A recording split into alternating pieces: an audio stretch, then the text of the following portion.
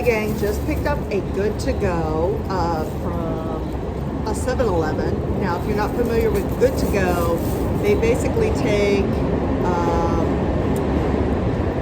like food that's going to be on the sell by date or something, and you can buy it up for like really cheap. Like I got this bag for $5. So let's see what's in the bag.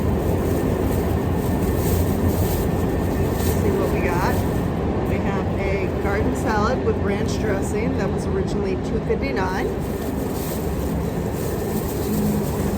We got a whole bunch of pastries. We got 2 muffins and looks like a fritter.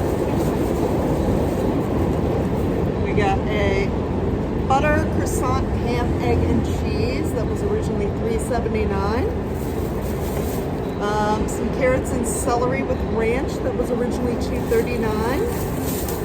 And a Caesar pasta salad with chicken that was originally $5.29. So all this now isn't going to go to waste. I'm going to eat it.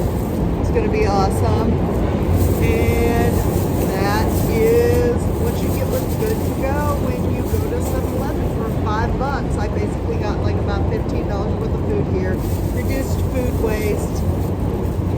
And now I am on with my day, and I've got lunch for $5.